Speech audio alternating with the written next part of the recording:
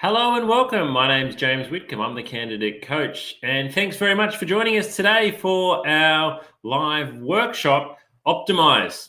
Optimize your LinkedIn profile for job seeking. So I'm guessing you've got a LinkedIn profile. I'm guessing you've probably had a LinkedIn profile for quite some time. I think I've had mine for what year in 2022. I think I've had mine for over 10 years, although for the first couple of years, I didn't use it much. So you've probably got a LinkedIn profile. You've probably been on the platform a little bit, but now that it's come time to looking for work, you're wondering how you can best put it together. How can it best reflect your skills, your experience, your achievements? How can it best promote you? How can it best sell you? And how can you best spend your time on the platform? Because from an experienced recruiter's point of view, I can almost notice a lot of the time when someone is desperately looking for work because their LinkedIn activity suddenly goes through the roof. They go from being somebody who you don't really see contributing or getting involved in LinkedIn to somebody who is a little bit over the top with their activity and their behavior. And so, you want to make sure that when you're using LinkedIn for looking for work, you're using it in the right way. So, hopefully, that's what we're going to do today in our session here. So, the title of today is Optimize Your LinkedIn Profile for Job Seeking. So, just a little bit of housekeeping today. I am coming to you live via our YouTube channel. We are streaming onto multiple platforms, including our Facebook channel, our LinkedIn channel, our Twitter page. We're also on many of our partner sites. So if you're on one of our partner websites, a very special welcome to you this morning. Thank you for joining us. Because we are streaming live, if I do drop out for any reason, please stay on the line and I will reconnect. Doesn't happen very often, but maybe once or twice a year, given we run these workshops twice a week. Now, feel free to ask questions today. So the chat function is live. If you ask us a question, wherever you're watching, the chat function today, we're going to answer it for you. It's not just going to sit there. And again, at the end of the session today, you'll have the opportunity to ask questions about your LinkedIn profile or just about recruitment in general, whether you've got a resume, cover letter, interview question. We're happy to take any of those questions from you. So today, what am I hoping that you will learn today? Well, what I want you to learn is why LinkedIn matters. So some people are still a little bit skeptical when it comes to LinkedIn, and they're not sure whether LinkedIn is really that important. So I want to share with you firstly why it matters, how you can get yours job seeker ready. So how can you really set your LinkedIn profile up to be ready for you to look for work? And how can you become a respected contributor? LinkedIn is not a set and forget platform. You need to become a contributor. And how do you avoid the biggest LinkedIn mistake, which I see people making all the time? And as I mentioned at the end, there'll be opportunity for questions and answers on your LinkedIn profile or any of the recruitment topics that we present on. Excuse me for just one moment.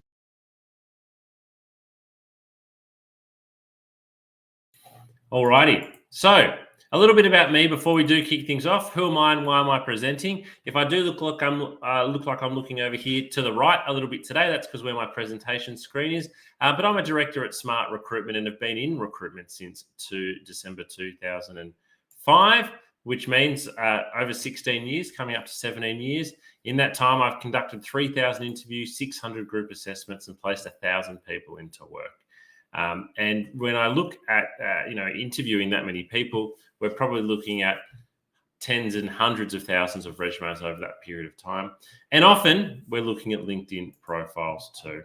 And launched the Candidate Coach, the platform that we're meeting on today, in December 2019.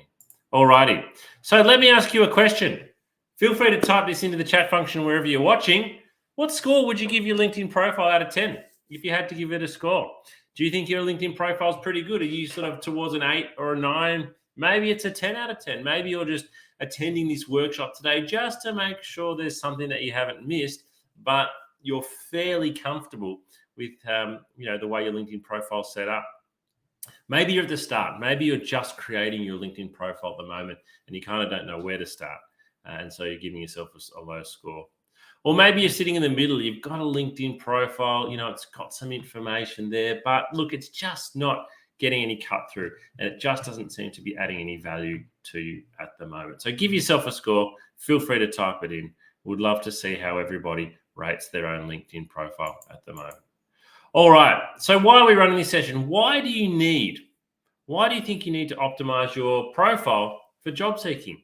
Have a think. Again, feel free to type your answer in here. Why do you need to optimize your profile when you're job seeking? Well, there's one simple reason. It's going to be looked at. Your LinkedIn profile is going to be looked at.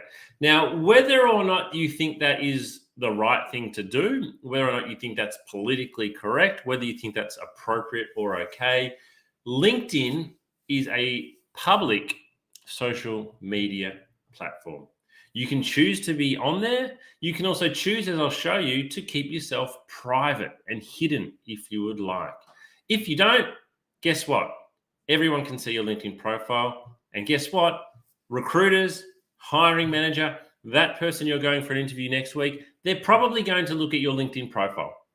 Now, the way the rules work is I can look at your LinkedIn profile if you've applied for a job with me, but what I cannot do is I cannot make a decision based on your suitability for the job from your LinkedIn profile.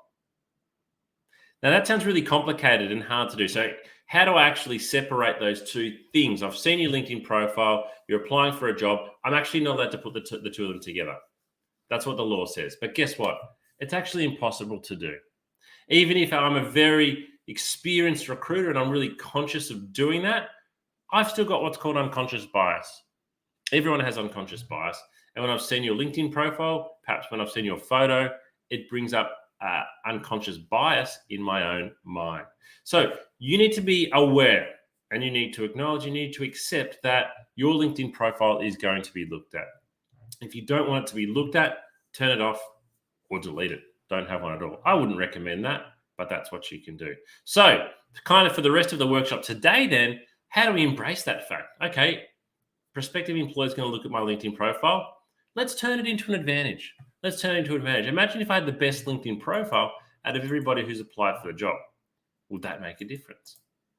Let's have a look at LinkedIn users in Australia. This is going back 2 years now, but 11 million people were registered on LinkedIn. 11 million people were registered on LinkedIn. You can see the main age demographic there is 25 to 34-year-olds, but we have usage across all demographics there.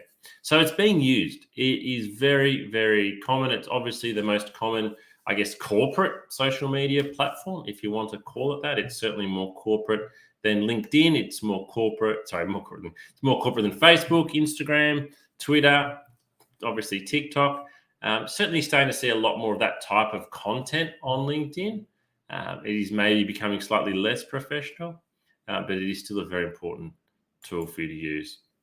All right, let's get stuck in. Now, what I'm going to do throughout the rest of the session is I'm going to share my LinkedIn profile with you. So I'm going to bring my LinkedIn profile up on the screen.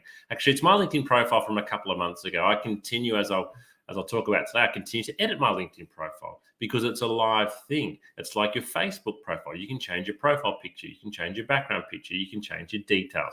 So I'm going to share my profile with you today just by way of showing you where to click through.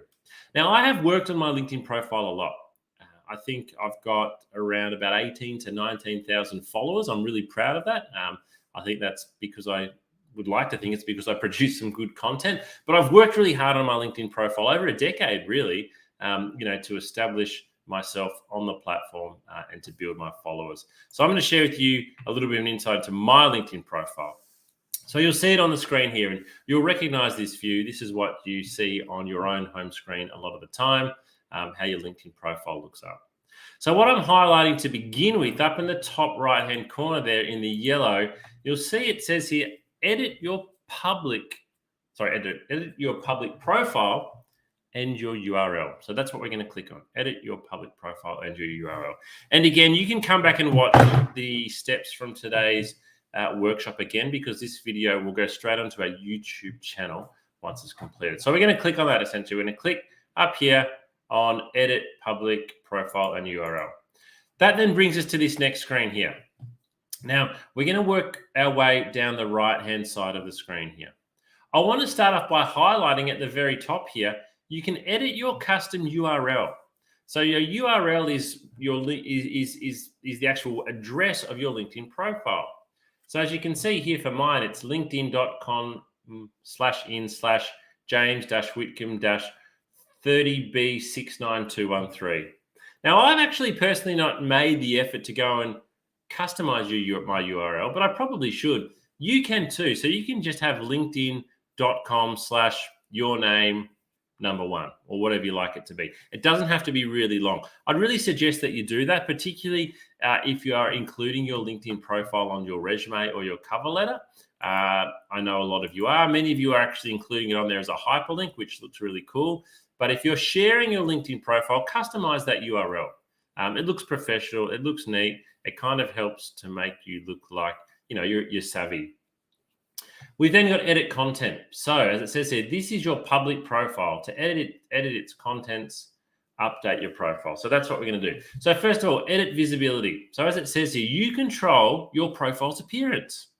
For people who are not signed into LinkedIn, the limits you set here affect how your profile appears on search engines, profile badges, and permitted services like Outlook.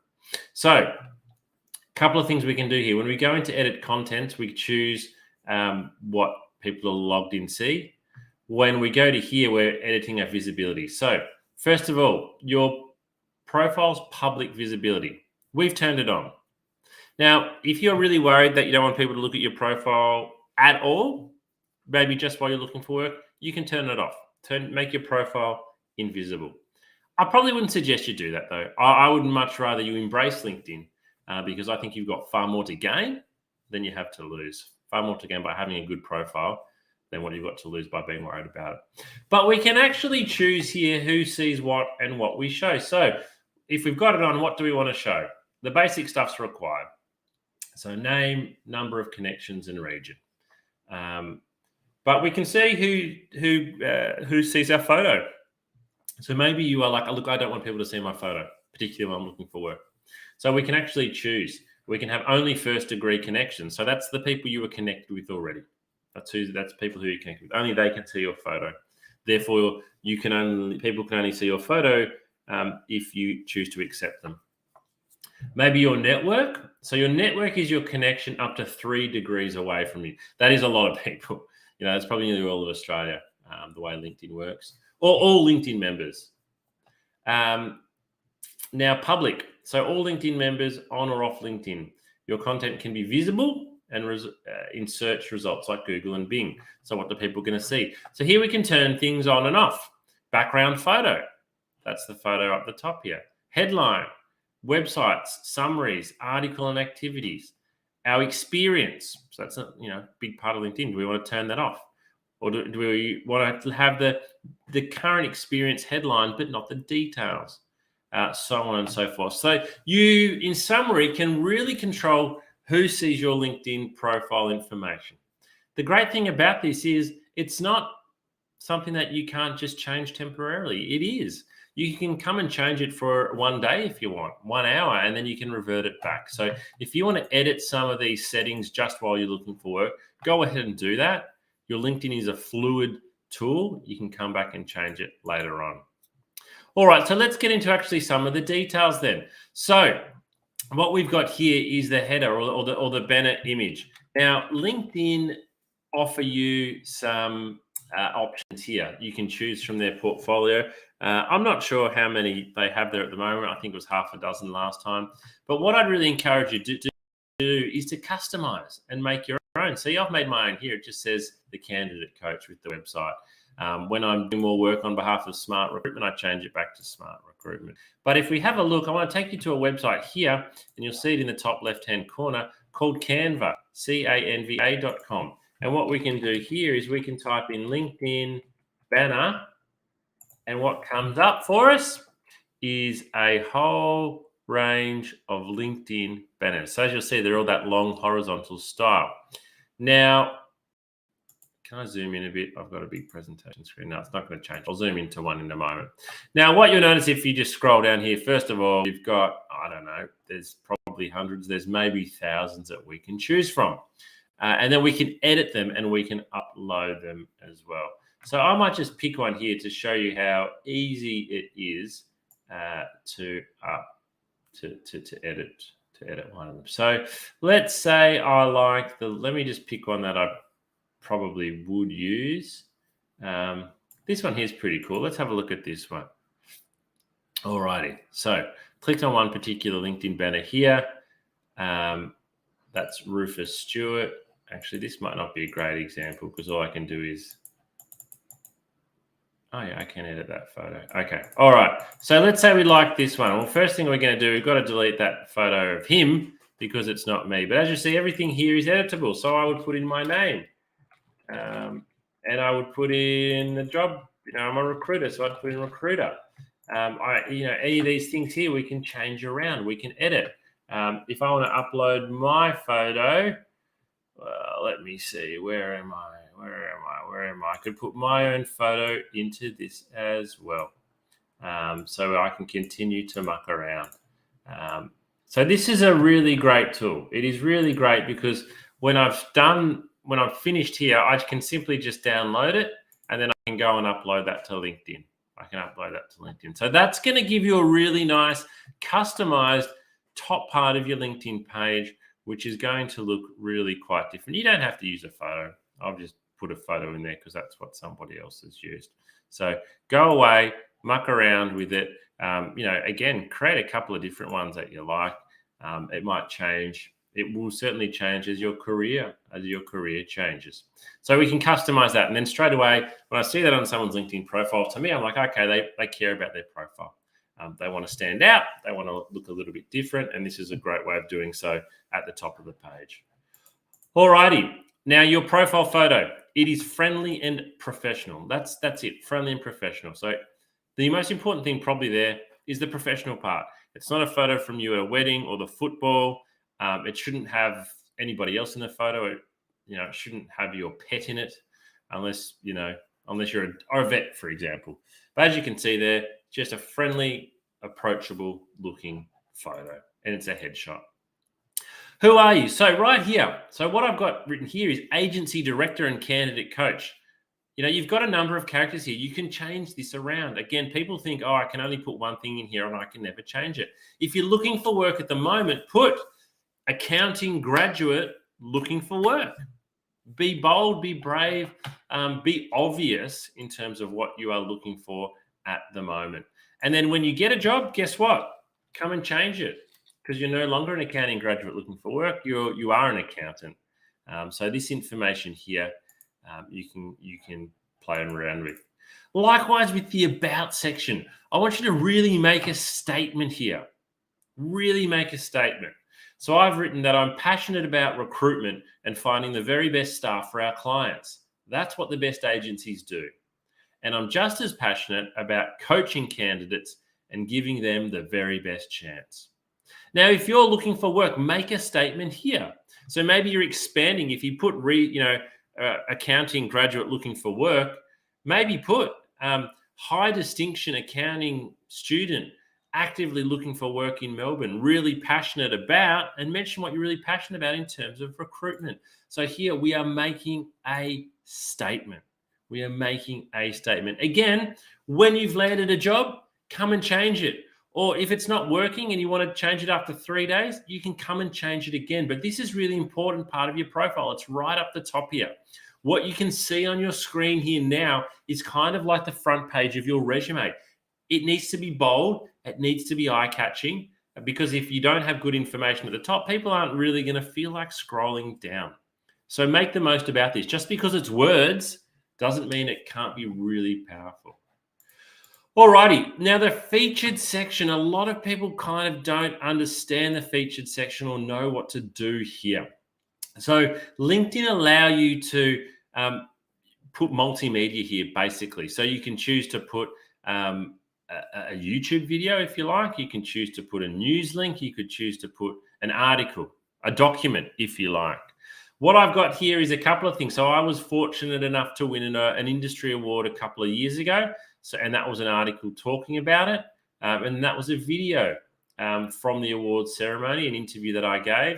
And then the third thing there is an article that I've written just around recruitment methodology. So this is a really great way for you to stand out. Now, if you've got any achievements, you could put a photo here of yourself. If you had a photo of you at work winning an award, put something here that is going to show how good you are.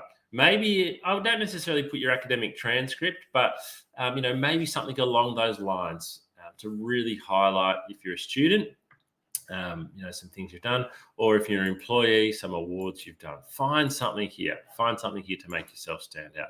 As I said, this part of your LinkedIn profile page is so important because it's what we see first. And it's kind of what makes us decide or not whether we want to keep on scrolling down the page. But if we do scroll down the page below that, we then get into experience and education. So you'll be very familiar with this part. Now, a mistake that a lot of people make here is that they just kind of dump their whole resume here. You don't dump your whole resume here. So, I mean, as you can see from my second job there, I've been at Smart Recruitment since November 2005, nearly 15 years. This is an old screenshot. But I've only got one paragraph. I haven't got my whole resume. What I like about LinkedIn profiles is it is more concise and it is briefer, and it allows the recruiter or whoever's looking at it to get a really good understanding of who you are and what you've done in a concise way. So, dates. The dates that I've got here on the LinkedIn profile for each job, the companies, the job titles, the qualifications down here, my education, they must match your resume. They must match your resume. As a recruiter, I'm really concerned if I get your resume and I look at your LinkedIn profile and they're not the same. Whether there's a missing job here or a different date here, that concerns me. My job as a recruiter is to be quite skeptical. So if I see a date that's wrong or something that's inconsistent, I'm going to really want to pry. So make sure yours match. Make sure yours match. The descriptions, though, as I've said, they can be different. The descriptions can be different. And again, you have the opportunity with some of them, as you can see here, I listed the website. You can include some multimedia. Don't go over the top here. I would probably suggest, not much more actually than I've already put there. But if you are going to put information, highlight your achievements. Highlight your achievements. All right, so my question for you is, what do you think the biggest mistake is? What is the biggest mistake that people make on their LinkedIn profile? What do you think it is? Have you made some mistakes yourself with your LinkedIn profile or your activity on LinkedIn? I'm really keen to hear from you what your biggest mistake is. I'll give you a moment to maybe type an answer into the comments box.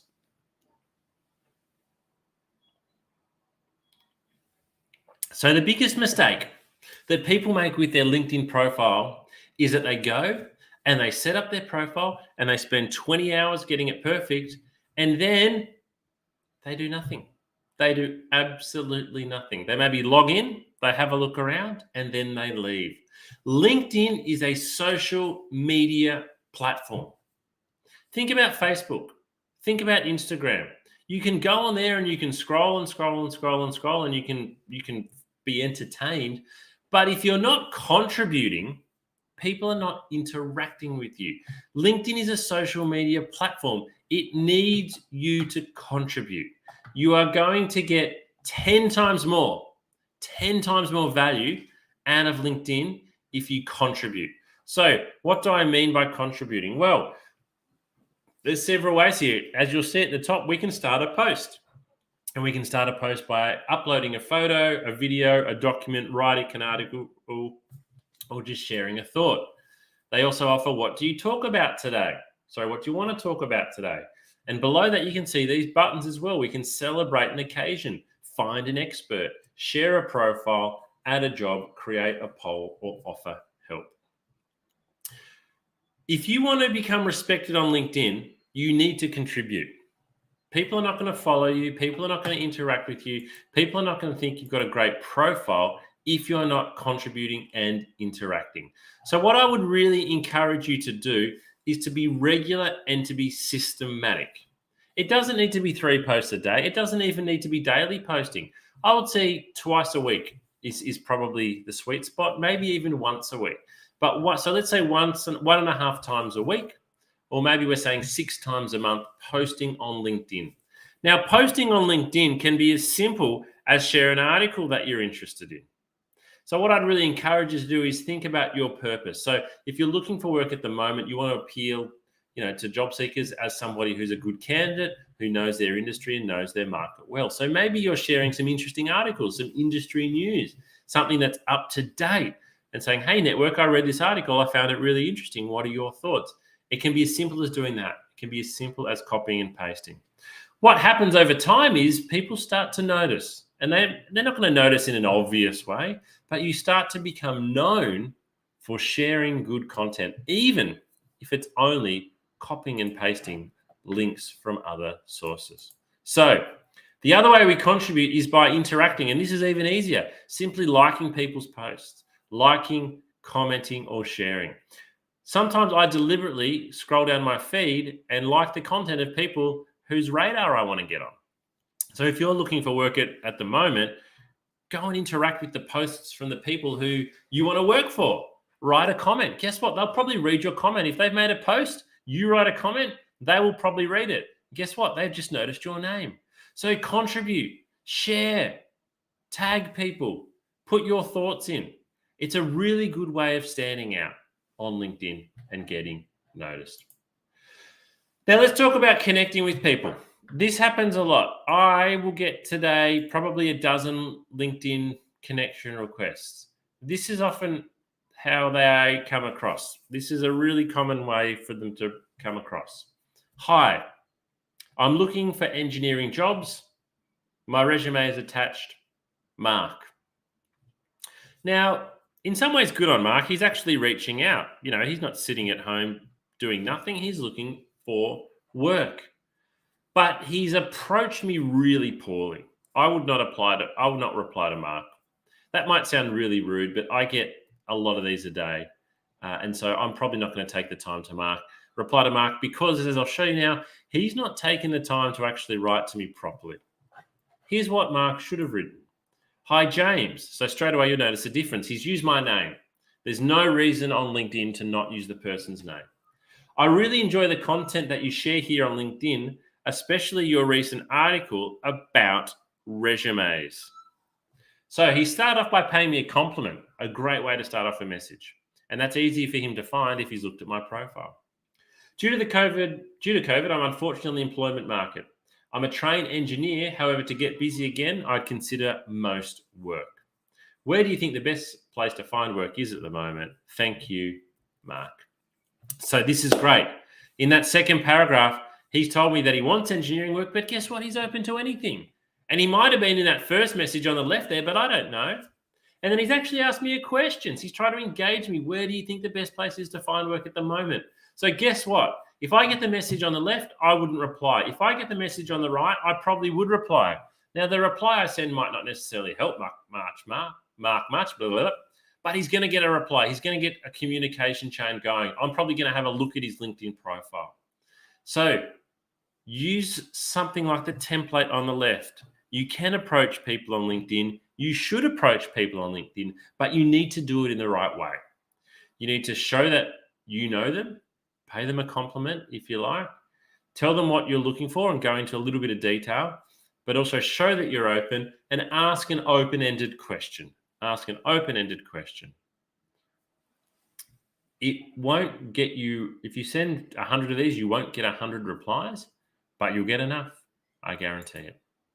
Asking for recommendations. You may or may not have seen this on your LinkedIn profile, but if you scroll down towards the bottom, you can ask for recommendations. They're like references, and they just sit there over time. So if you look at this bottom one here on my profile from Sang Dang, he gave this recommendation for me in 2014. We've probably not spoken since then. That was 8 years ago. Martin Duffy, 2015, Stuart, 2016, Torsten, 2018, Maria, 2019. Ask for recommendations. Ask a previous employer. Ask a previous manager. That will stay there forever. And it helps to make you look professional. And I've given 10 recommendations. Do you know why I've given 10 recommendations? Those 10 people asked me to. The good thing about giving a recommendation on LinkedIn, as you can see there, is it's only just a paragraph. It's easy for the person to do. So your LinkedIn profile in summary, it takes time, but it's an investment in your future. So I want you to think about that scenario again. Maybe when you get a job, let's say you get a job in 2 weeks, fantastic, you start and you think, I kind of don't need my LinkedIn profile for a while now. I would really encourage you to still continue to visit LinkedIn and contribute. So in 2 years' time from now, when maybe you are looking for work again, you're not sort of dusting off your LinkedIn profile and picking it up fresh again. You've been contributing over time. You've been investing time into your LinkedIn profile. So we need to continue to invest time into our LinkedIn profile if we want it to be good. Now, if you're still wanting more LinkedIn assistance, jump on to LinkedIn, the website, and they have a profile checklist. And there's some extra information in there. Probably not extra. There's far more information than I've given you today. Or jump on Google and type in LinkedIn profile checklist. There's a lot of resources available to you if you want to build a great LinkedIn profile. Now, if you're still wanting more assistance more generally in terms of job hunting, head to our candidate coaching platform, where you can watch up to 14 video coaching episodes. Everything from how to write resumes and cover letters to stand out well at interview, negotiate a salary offer. We've got resume and cover letter templates for you to download. We have interview questions that you can download specific to industries, like the one on the screen there is common administration interview questions. We have online tests that you can take. You can take an online test and get your results instantly to know how you fare. You can download checklists. Again, the one on the screen there, video interview checklists. Make sure that you're best prepared for that video interview. We have articles that you can read. We have specific advice for executive job seekers who are at the senior or the pointy end of the market. And we advertise all of our live upcoming workshops, and all of this is available to you for free. Go and check it out. Now, before we finish today, I would love to ask you to take 2 minutes to complete our feedback survey. This feedback survey really helps us to understand what value you received from today's workshop, but we also ask you in it, what more would you like to know about? What workshops can we provide in the future? What other topics are important to you? And please also do follow our LinkedIn company page. So it's linkedin.com/company/the candidate coach, or simply jump on to LinkedIn and type in the candidate coach. It is all one word. There is another the candidate coach in the UK. Don't follow him or her by accident. The candidate coach, you'll recognize our logo. Follow us for updates. Now, before we finish today, or we will finish today with a little video. This is a really important video. This video talks about some of the mental health challenges that all job seekers face that most job seekers don't want to talk about. So thanks for watching our workshop today. We look forward to seeing you at our next one. Bye-bye for now.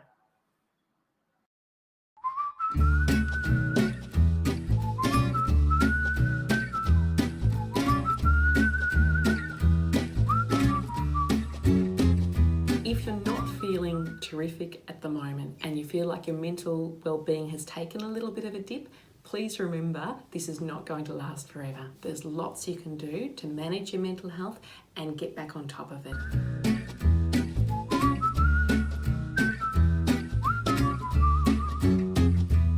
I am Dr. Sarah Barker. I'm a clinical psychologist.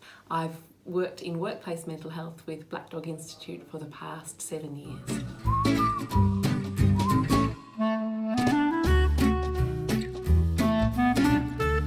I work with a lot of adults and young people, mainly with anxiety, depression, trauma as well, a range of issues, and many who are looking for work and undergoing that process of trying to find employment.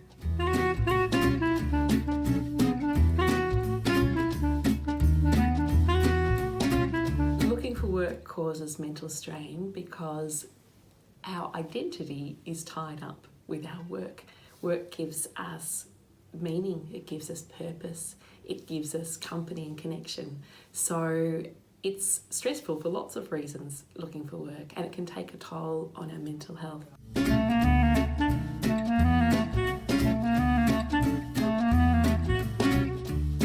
It's really important for us to be aware of the signs that our well-being and our mental health might be dropping. Probably the biggest sign is changes in behaviour. So that might be changes in the way we're thinking or talking to ourselves. We might be saying things like, who would employ me? I'll never get a job. We might be really down on ourselves and really hard and critical on ourselves when normally we're not so hard and critical. We might also, in our relationships, change our behaviour. We might be more snappy or more irritable with people that we love, that normally we might be a little bit irritable sometimes, but not irritable in that way. Losing interest in things that usually sparked us and ignited us and gave us joy. So perhaps usually we like walking the dog and suddenly we start thinking, I can't be bothered walking the dog today. That sort of thing, those changes in behaviour are really significant because they tell us that something's different, and if we're noticing, I suppose, more than one of those and it's affecting the way we feel, and this is over a period of say 2 weeks or longer, then it's a really good idea to have a chat to a GP that you trust, and find out what might be going on, have a discussion and see if there's any physical reasons for that, or if perhaps your mental health and wellbeing might be able to do with a little bit of extra support, and then the GP can refer you on to see a psychologist, a counsellor, whoever is most appropriate for you.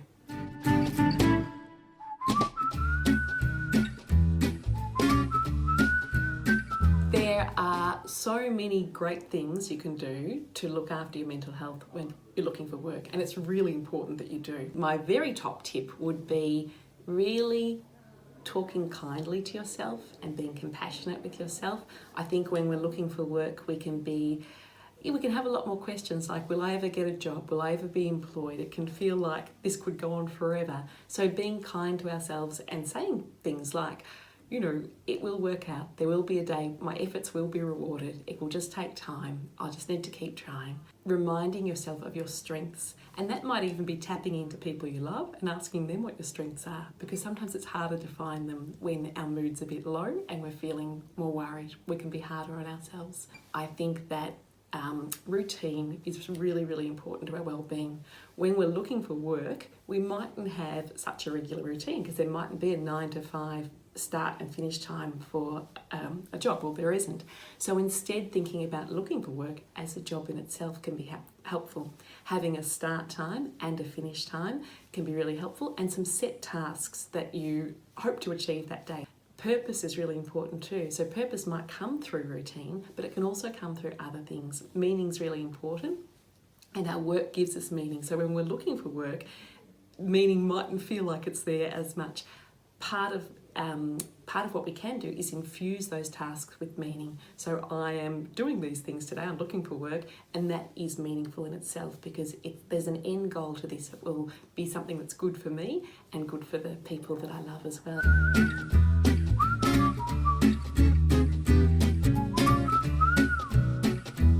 Some excellent resources for looking after wellbeing when looking for work are the Headgear app. The Headgear app is free, it's evidence-based, it's developed by Black Dog Institute, and it is fun to use.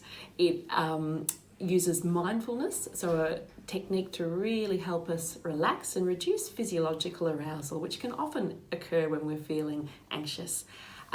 It's got a 30-day challenge, which is just short, bite-sized little challenges to extend your well-being and grow your well-being, and that can be really extra important when we're looking for work. There are also some really terrific resources available through the Black Dog Institute. One of them is a beautiful self-care plan that encourages you to think about your top coping tips, the things that personally work best for you, that are positive coping strategies.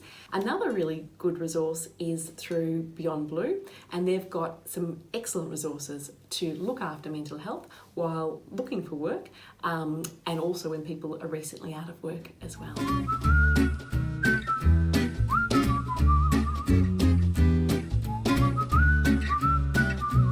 probably time to seek professional assistance when you notice your mood is lower and you're feeling more down than usual, when you're worrying more and perhaps worrying excessively about things that you wouldn't normally worry about, and perhaps in your relationships too, when you're more tense with people and perhaps more snappy or irritable. All of these are signs that perhaps our mood is not in the greatest space, and our well-being is not in the greatest space, and that it can be a great idea then to chat to your GP, who can then refer you to an appropriate person to help you strengthen your well-being.